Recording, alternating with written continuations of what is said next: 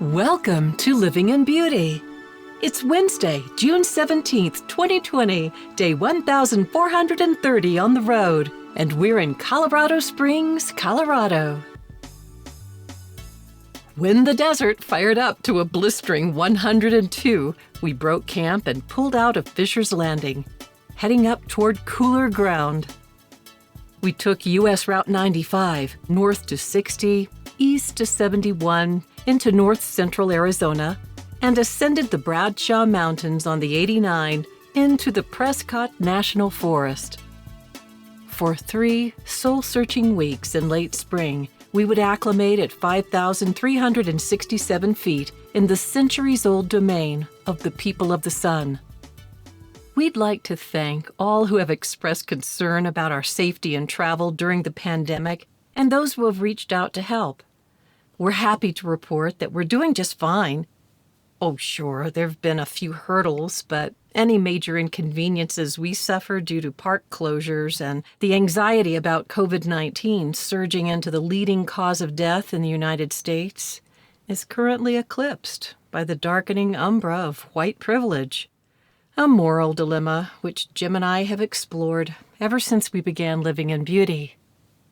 Though we're comfortable in almost any social situation, our bohemian SoCal existence simply didn't prepare us for almost exclusive whiteness in the outdoor recreation community in the United States. Racial disparity in the camping world is an enduring symptom of racial segregation in the early history of the parks, and it's compounded by centuries of frontier hate crimes. This shameful history has robbed many Black and brown people of their connection to the land, both physically and spiritually. But despite signs of a rough road ahead, Jim and I are determined to press on. What else is there to do in these uncertain times? And as for COVID-19, I'm a resilient person by nature, but I'm losing sleep over lines drawn in the sand. And I know I'm not alone as I try to make sense of the constantly shifting social cartography of staying healthy.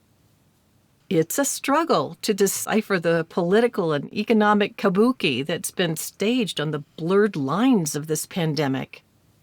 Navigating coronavirus is like an ongoing game of rock, paper, scissors, except real blood is spilt and real rocks are thrown and real relationships severed. Maybe that's why I find myself humming that comforting old church hymn, Rock of Ages. My love for natural stone formations must be embedded in my mother's faith, where so many of the hymns are based on rocks. But I'm more a root person when it comes to metaphors. But Rock of Ages is a great hymn because it riffs on every poetic note in sacred writing, invoking the Christ in both feminine and masculine imagery. Rock of Ages, cleft for me, let me hide myself in thee. Let the water and the blood from thy riven side which flowed be of sin the double cure. Save me from its guilt and power. I found myself humming that hymn a lot while paddling around the Granite Dells. From atop a scenic viewpoint, the Granite Dells looks like a giant, bubbling, brewing, flesh-colored sonogram. But these shrinking formations inform the past, not the future. I couldn't shake the feeling that I'd been here before. The Granite Dells, named Point of Rocks in the 1800s, is located about 5 miles from downtown Prescott, near Willow and Watson Lakes. About 1.5 billion years ago, this Precambrian granite protruded 1 or 2 miles from the valley floor. Today, the highest point is just a few meters. Whoa, how the mighty have fallen. I'm sure what the geologists say is true, but as I paddled around, those whispering cottonwoods had another story to tell. When did it happen? Where did it happen? When and where did it not happen? Once upon a time, a plague ravaged the land, and Mr. and Mrs. God grew weary of isolating with their beloved but precocious brood of stair-step children. Jonesing badly for a night out, they begged their neighbors' daughters, Magma and Wind, to watch the children so they could have a much-deserved date night. "Sure, whatever," the sisters said. "Woohoo!" shouted the gods. So before the daughters of chaos could change their minds, the gods squeezed into their skinny jeans, slipped on their boots, dove into the Jeep, and blazed a winding trail to Prescott. Before the dust could settle along the road, Wind murmured a sigh of resignation. "Bummer." "Yeah," Magma condoled. "Cute kids, but they give me a headache." "Oh, yeah," Wind said. Then she shifted. "No, I mean, yeah, about the kids. But it's a bummer that Andreas is dancing on Mesoamerica's Got Talent tonight and we're stuck with the little monsters." Magma closed her eyes and percolated 4 even little sighs. "He is so hot." "And," Wind said, "it's the finals." So the sisters formulated a plan.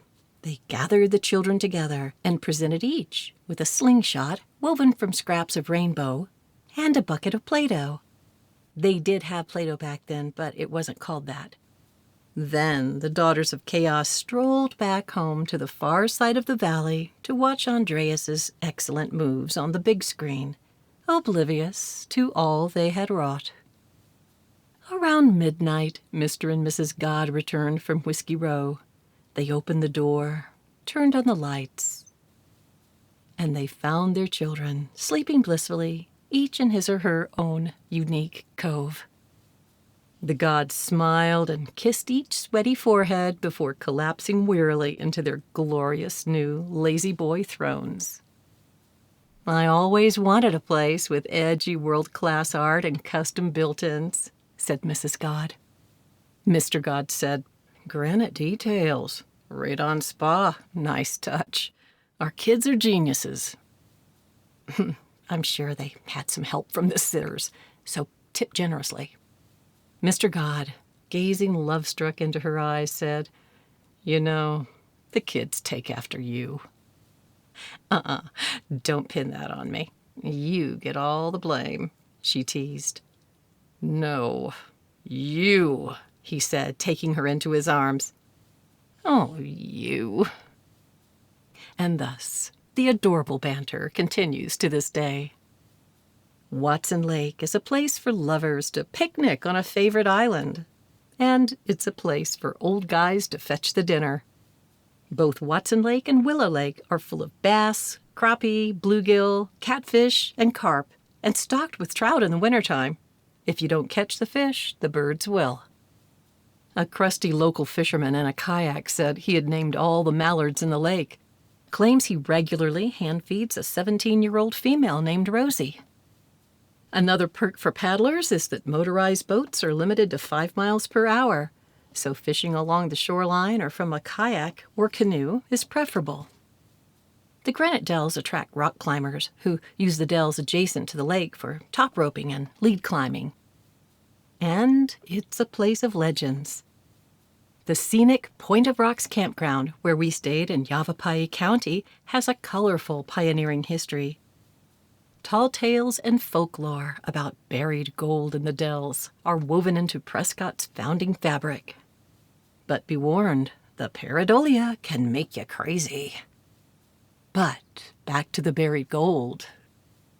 The story goes, in the 1800s, a party of successful prospectors returned from the Big Sandy River with a load of canvas bags full of gold dust and nuggets. Stopping beside a spring in the dells to rest before the journey's final stretch into Prescott, they spoke of how on the morrow they would all be wealthy men. But alas, their fortune took a turn when they were caught off guard by a surprise Indian attack. But even as arrows zipped around them and ricocheted off the rocks, the prospectors somehow managed to bury the gold. Tragically, all but one prospector was killed. The lone survivor escaped to Prescott and formed a search party which returned to the site. But the gold was gone. Countless campaigns to recover the lost gold continued for decades. Had the Indians discovered the gold and reburied it in a different location? Or did the gold move naturally in a flash flood? Or did the ghosts of the dead miners ferry it off to Hades? If anyone knows, they're not saying. But most believe the treasure still remains hidden somewhere in the granite dells. At the end of the month, we hitched up and descended the mountains, heading toward Cottonwood in the Sedona area, taking 89 north through the Black Hills of Yavapai County and then up Mingus Mountain and the perilous and frightening 89A into Jerome, almost rivaling Jim's Smuggler's Notch episode of a year ago. We made it through okay, but next time we'll take a different route into Cottonwood. Took nearly a week for me to find my nerve to go back, but we did return, unhitched, to inspect the scene of the crime. Later we masked up and did some window shopping for graduation cards and gifts, and overheard shop owners express their fears of contracting the infection. They call it the Wicked City. Yeah, with a wink and a smile. But Jerome is really a good-natured little old mining town that has capitalized on their precarious situation. But COVID-19 puts them at a high level of risk, as they are entirely dependent on tourism. Just do us a favor and throw money out the window as you slowly drive through, watching out for pedestrians, of course. We chose to stay at Dead Horse Ranch because our dear friend Cindy Sands and her husband Lee live and work there as camp hosts. We had been isolating for months and decided to form a pleasant COVID bubble with Cindy and Lee. I've used Young Living oils for decades, and Cindy is my consultant. I was amazed how Thieves Household Cleaner gently and smoothly removed hard, dry cottonwood sap from aluminum, easy as wiping a baby's butt. When we weren't cleaning Prescott's cottonwood sap off the trailer and truck, we fell into the relaxing rhythms of ranch life. Dead Horse Ranch State Park was once an actual ranch of the same name, minus the state park. Today, it's suburban camping at its finest, just a short drive to Old Town Cottonwood, 20-minute drive to historic Jerome, and about a 30-minute drive to Sedona. Dead Horse Ranch is for relaxing, fishing, horseback riding, cycling, and hiking the rolling hills on beautifully maintained trails. There's also wine country and paddling on the Verde River, which I missed because of the sap. Our 2-week maximum stay at Dead Horse went way too fast. We said our farewells, hitched up, and, to escape a predicted heat wave, drove up into Flagstaff, where we boondocked in a comforting stand of pine woods just outside of town. Jim found a nearby source for happy hour supplies at Beaver Street Brewery, who has a wonderful black IPA. Though it was warmer than usual for Flagstaff, the night stayed cool. But other than the weather report, we haven't much to say about those 2 weeks, abiding with the trees. Serenity, I guess, says it all. We commenced with our isolation plan. Pico soaked up the midday sun. Jim got acquainted with his new drone. And I settled down with a good book. My friend Julia introduced me to Paul Theroux. His book, Deep South, triggered in me a hankering for the food of my people. So on that last restful Sunday morning in the woods, we whomped up a mess of biscuits and gravy and celebrated Pico de Gallo's 12th birthday. We would have stayed longer, but rain was predicted, and Cindy, who is knowledgeable about the area, advised us to skedaddle before the downpour. So we packed up and drove through a windstorm into the Navajo Nation. Sadly, a very strict COVID-19 shutdown was in progress and still is. All but essential businesses were closed due to the extremely high number of cases. Thankfully, the management at Tishnos Post Trading Post, where we stocked up on provisions, granted us permission to park overnight on their property. The next morning, we drove a couple of miles to the Four Corners Monument, where the very important lines, drawn in the shifting sands, were closed until further notice. Now, on to Colorado to see what we can see. Thank you for joining us at Living in Beauty. If you like this post and want to be notified when a new one is released, please enter your email address and click that follow button at the bottom of this page. For more info, check out our travel maps and facts. Okay, that's it for now. Safe and happy travels, and see you next time.